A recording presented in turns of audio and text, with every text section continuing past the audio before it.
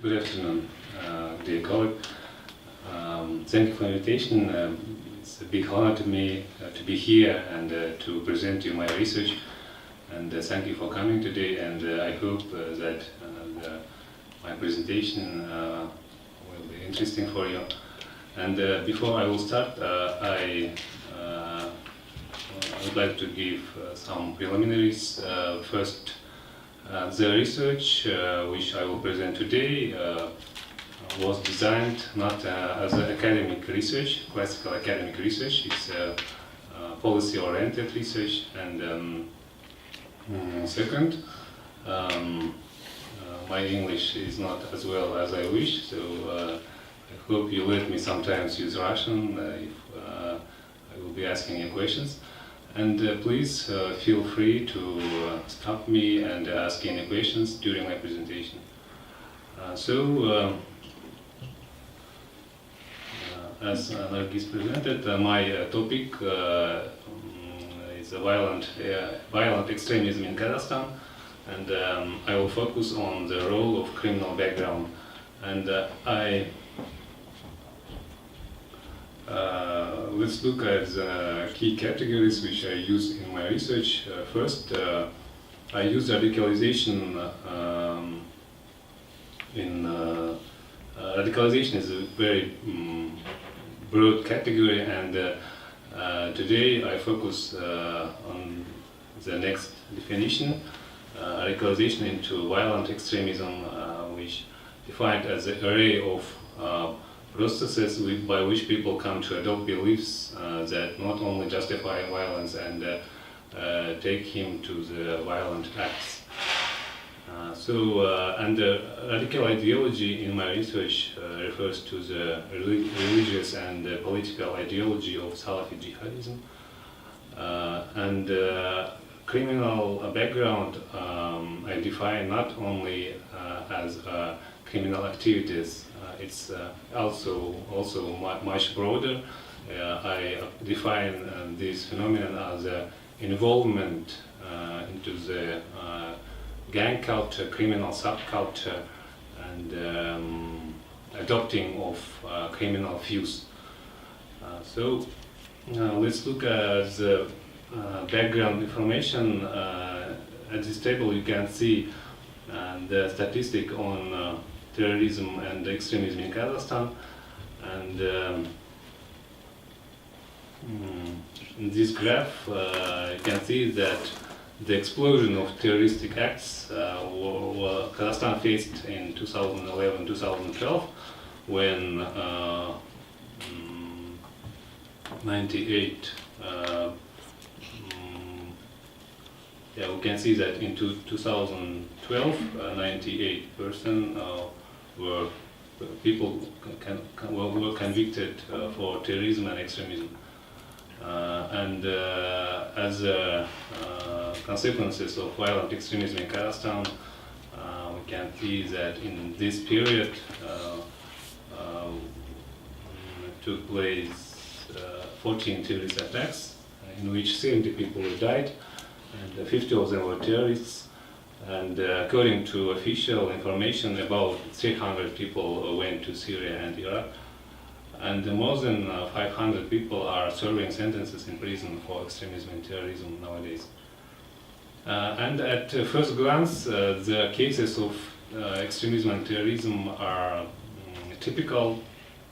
We can see that there are murders of police officers, suicide bomb attacks, explosions in front of the administrative buildings, but it's necessary to notice that mostly the violent extremism acts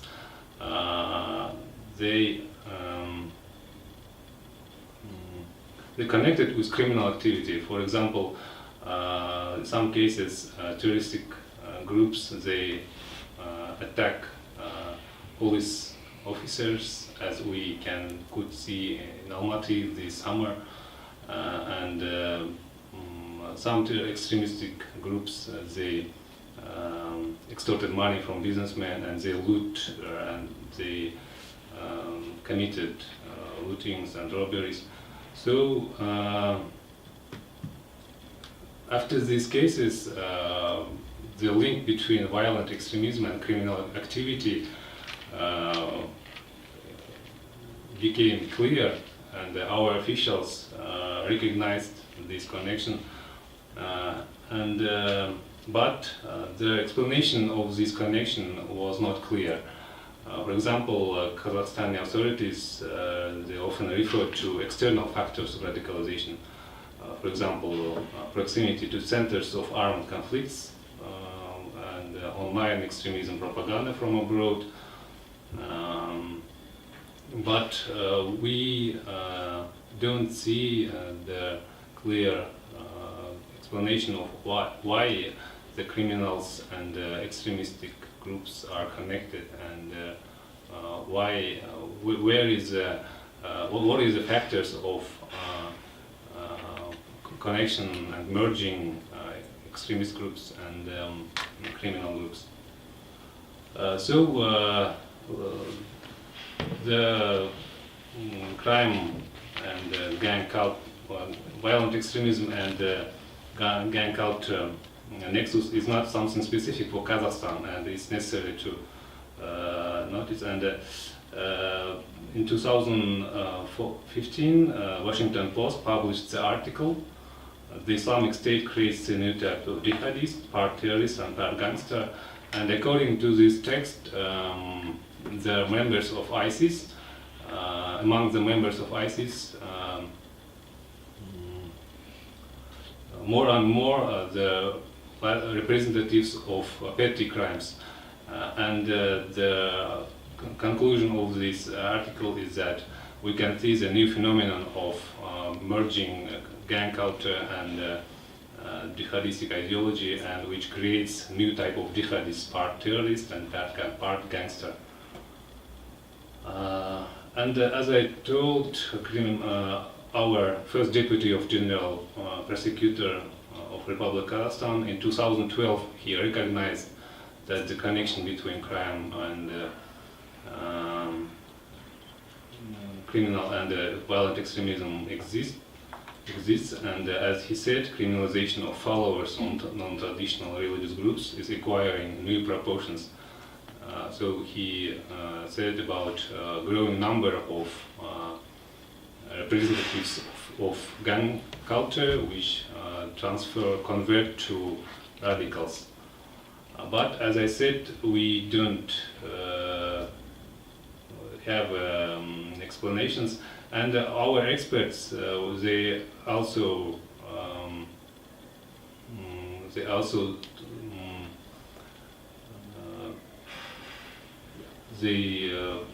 have explanation why the crime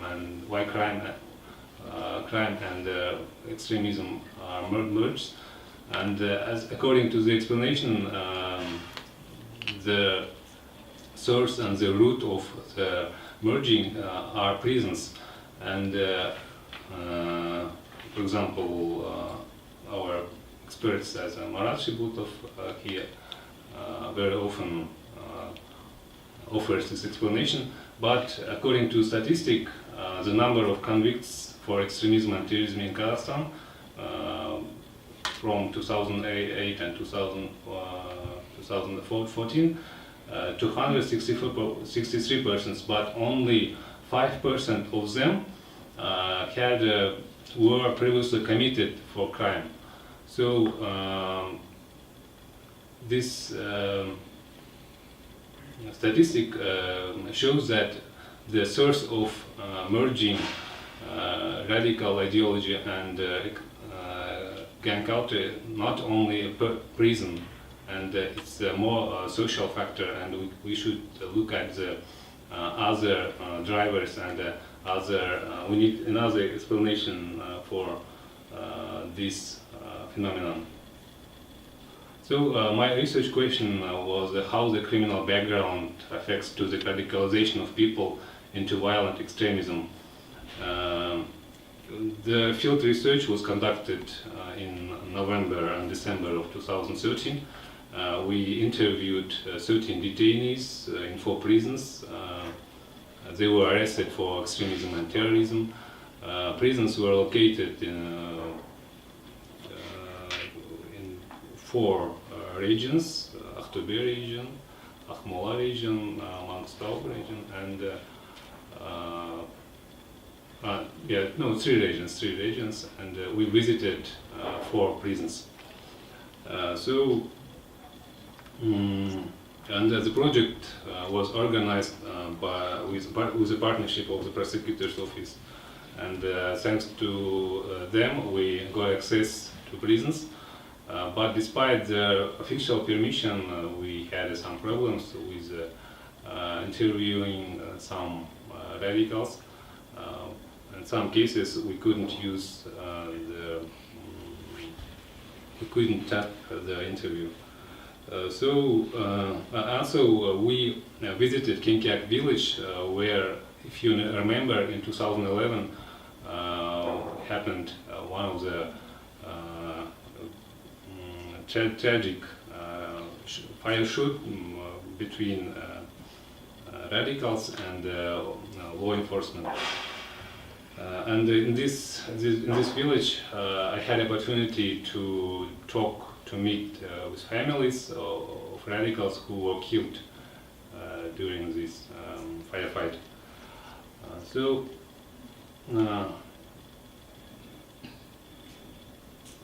You can see the location of the prisons on the map. This is photos from Kinkiak. It's a little village far from, it's in Aktobe region, 200 kilometers from Aktobe city.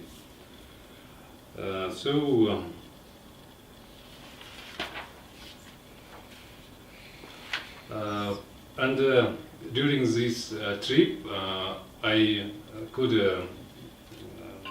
had an opportunity to talk with families, as I said, and with local imam, with local authorities,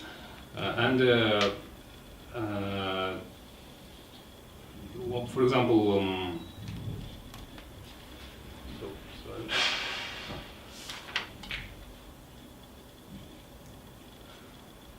and this group, which was located in this Kinkiak village, it's a very good illustration of merging between crime and radical ideology, all of them were radicalized under the jihadist ideology, and all of the 9 members of this radical group were killed by the security force. I interviewed one of the members of this group. He was 20 years old man, and let's call him Jaras. And he left the group before the firefight, and stayed alive. This guy, during the interview, he admitted that before adopting Islam, he spent most of his time on the street and led a riotous life, and drinking alcohol and taking drugs.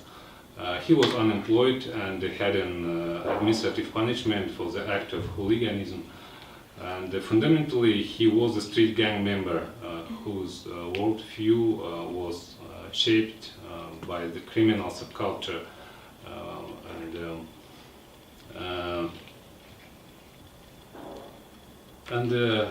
This is a quotation from his interview, and he told about that as a Muslim, he has responsibilities toward Muslim brothers, and in other words, he had a specific code of honor and a sense of obligation to their brothers. And this sense led Jaras, when he decided to join his brothers in Kinkiak, to commit a jihadist act against the local police. And it's also worth noting that he adopted Islam just 1 year before the event in Kinkiak happened. In the next slide, you see the poster of local rapper who wrote the song in honor of the dead members of the Kenkiak radical group.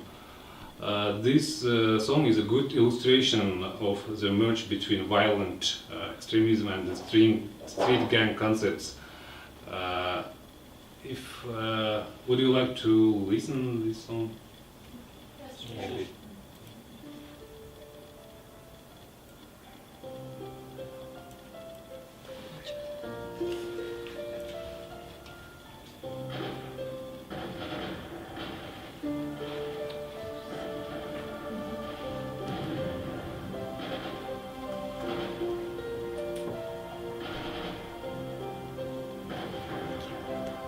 Родной берег хранит эту легенду. Ровно год уже прошел с того момента. 0907-2011. Ночь, захват, бой, выстрел. Скажи, как мне сказать тебе об этой драме, когда правительство наглеет перед глазами, свалить вину без фактов и упрекать о краже, а сами-то верхушка, чиновники продажные. Жаркий июль, покатили БТРы вокруг ОМОН, окружили наши сцены, оцепленные, видать, накаляется система. И Кинкиак проливает слезы с гневом. Два отряда, открыт огонь по приказу, 9 человек убиты, и вместе с ними правда. Кого винить в этом деянии, никто не скажет. В парламенте за нас решат, и все замашем. Давай сегодня мы помолчим с тобой, накатим по молитве.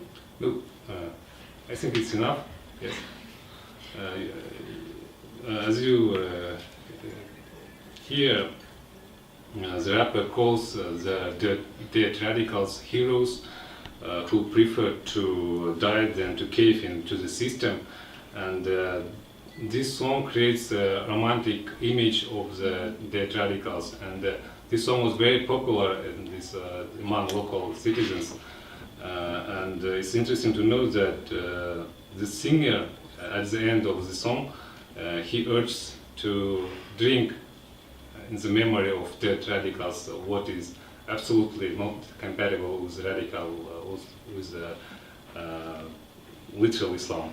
So you can see there how the values, conflicting values, could be merged in one song and in one case.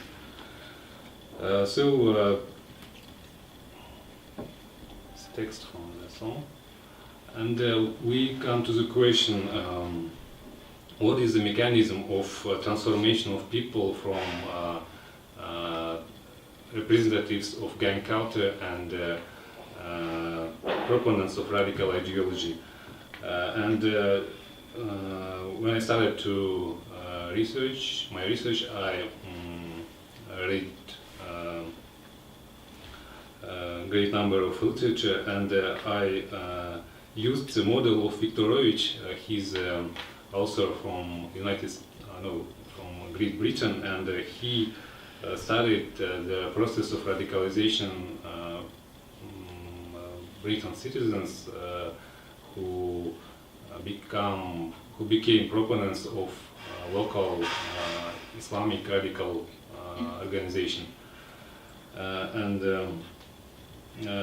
Viktorovich, he offered the four-stage process of radicalization. According to this model, first stage is a cognitive opening, when a person, after some life crisis situation or another life troubles, he's ready for new ideas, for new world view or world frame, and it's the first stage. And the second stage is a religious seeking, when person try to find the answer. Answers for his questions in religion, and want to find the true version or true type of the religion which will be able to give answers for his questions. And the third stage is a frame alignment, when person finds the right model, right explanation of his worldviews, and frame alignment happens when the culture and his background situation and his background worldview resonates with the frames of new ideology.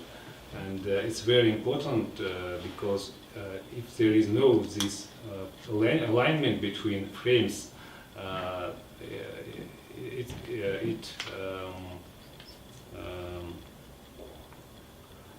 it's a barrier for adopting radical ideology.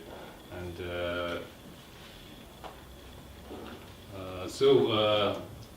and the next fourth stage is socialization, when a person he adopts new ideology, radical ideology, and start to identify himself with this version of religion. And so I argue that in case of Kazakhstan, Salafi jihadist ideology resonates with the gang culture, and there are three main elements through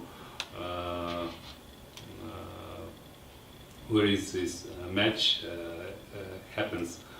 First, there is a strong match on insiders against outsiders identity. For the hooligans, the division into insiders and outsiders passes through the street, the school, the district, and among jihadists we know that there is strong separation between Muslims and the kuffars. And one of my respondents, let's call him Oscar, in childhood he was engaged in the martial arts, and he grown up in criminalized district in Aktobe city. And he was convinced that Muslims are suffering because of United States and Israel. And he wanted to fight against the enemies and protect his brothers from not believers.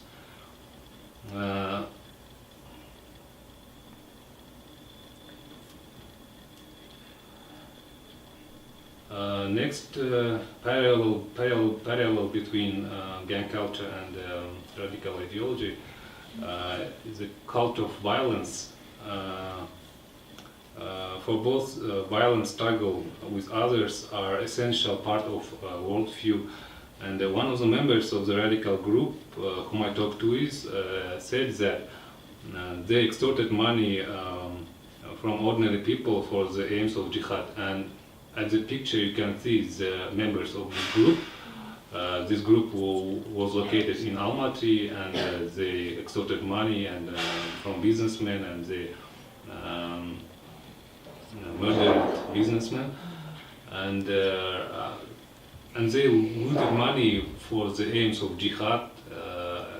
One of the two of them were killed, and one of them stayed alive, with whom I had opportunity to talk.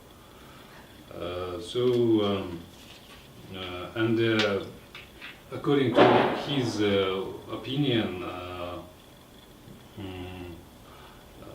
the religion, the Islam, allows to extort money from others if you spend your money for the if you share with your brothers or give your brothers and spend for aims of jihad. Sorry. Yes? Maybe I misunderstood. You said that they were sponsored by local businessmen? No. They extorted money from businessmen. And third, there is a parallel in terms of self-organization and the money collecting practices. For example, the raising money in the criminal world and among the jihadists is based on a similar bottom-up system. If you know, among gangsters it calls общак, and in both cases, those at the very bottom of the hierarchy often do not know who received their money and for what they were spent. And some of respondents who were accused for financing extremism, they didn't know that their money were used by terrorists in Afghanistan. They thought that that it's just donation for their brothers.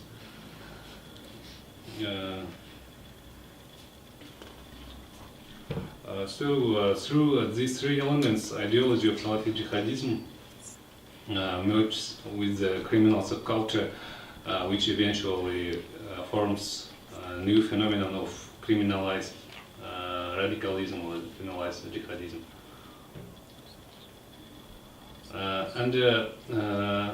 During my research, I analyzed another factors of radicalization, another drivers of radicalization. And for example, I'm talking about social alienation, informal employment, and economic marginalization.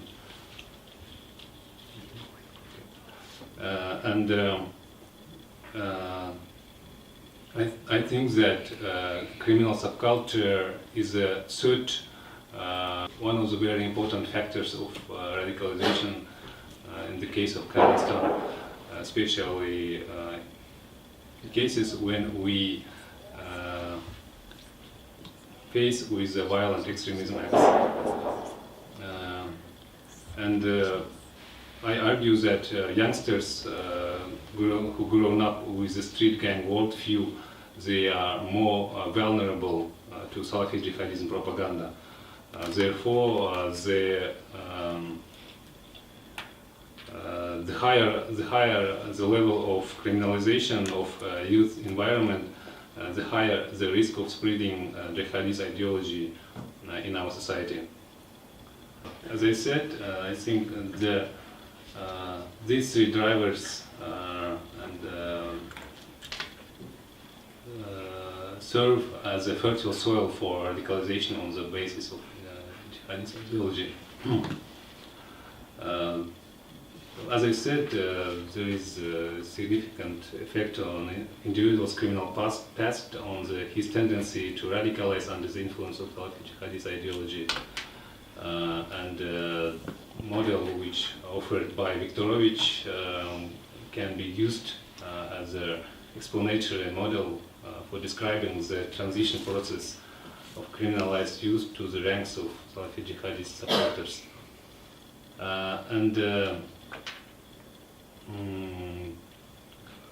3 years ago, our government launched a special program, counterterrorism program, and more than $1 billion American dollars were spent to prevent radicalization and to combat extremism in Kazakhstan.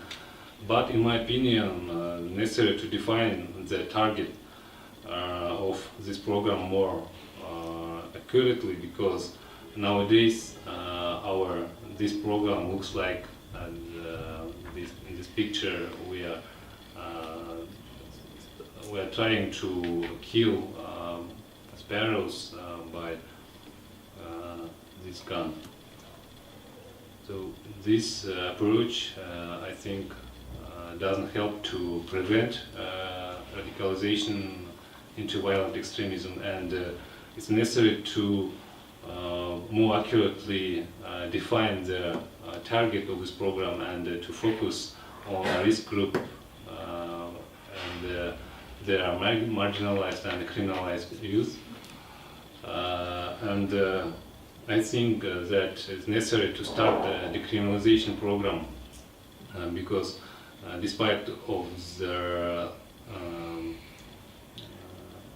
social and economical progress in general, we have the districts, we have the village where youth still criminalized, and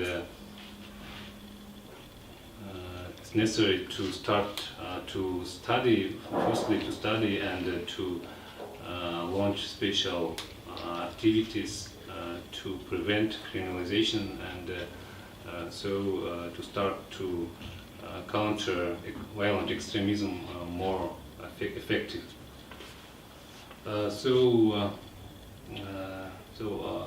That's all. If you have any questions, I will be glad to answer. Thank you.